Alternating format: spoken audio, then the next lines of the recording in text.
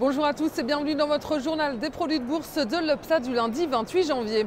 Fin de semaine positive à la bourse de Paris. Le CAC 40 opte à nouveau pour le vert sur une légère hausse de 0,69% à 3778 points.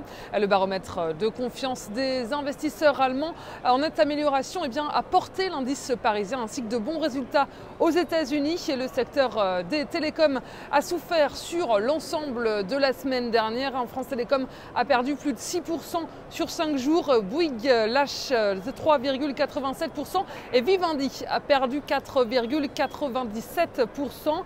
Par contre, les valeurs industrielles s'en sortent plutôt bien et notamment Schneider Electric ou Vallourec qui gagnent 10,26% sur l'ensemble de la semaine dernière. Et puis, si on fait un tour outre-Atlantique, on voit que Wall Street clôture dans le vert. Les marchés américains ont été soutenus d'abord par l'envolée des marchés asiatiques, également par la forte croissance de l'indicateur de mesure de confiance des entrepreneurs allemands.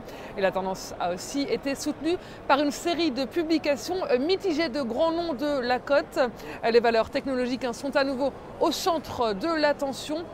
Microsoft déçoit les investisseurs. Le titre perdait 2% après la publication de ses résultats hier soir. Et résultats en dessous des attentes également pour l'opérateur américain AT&T. Et puis la chaîne de café Starbucks a en revanche publié un bénéfice trimestriel en hausse de 11%.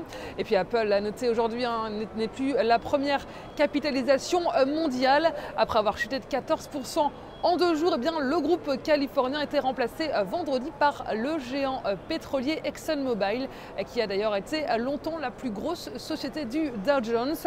Les marchés américains ont été freinés tout de même par les ventes de logements neufs en recul de 7,3% sur le mois de décembre aux États-Unis.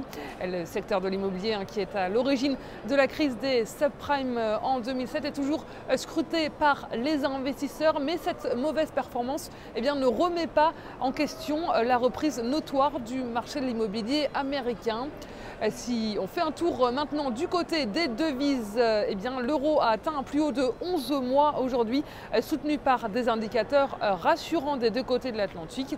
Et la devise européenne s'échange à 1,3461 $. Et puis du côté des matières premières, les cours du pétrole restent soutenus également par les bons chiffres aux États-Unis et également en Chine.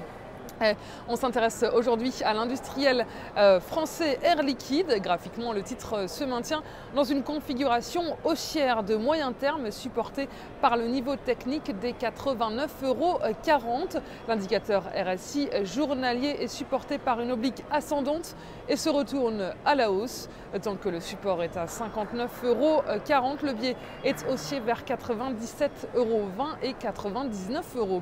La stratégie qui vous est proposée pour jouer cette valeur, c'est l'achat du Warrant Call Air Liquide à 3110 d'Unicredit au prix d'exercice de 96 € et d'échéance au 7 juin 2013. Voilà, c'est tout pour aujourd'hui. Passez une très bonne journée. On se retrouve demain.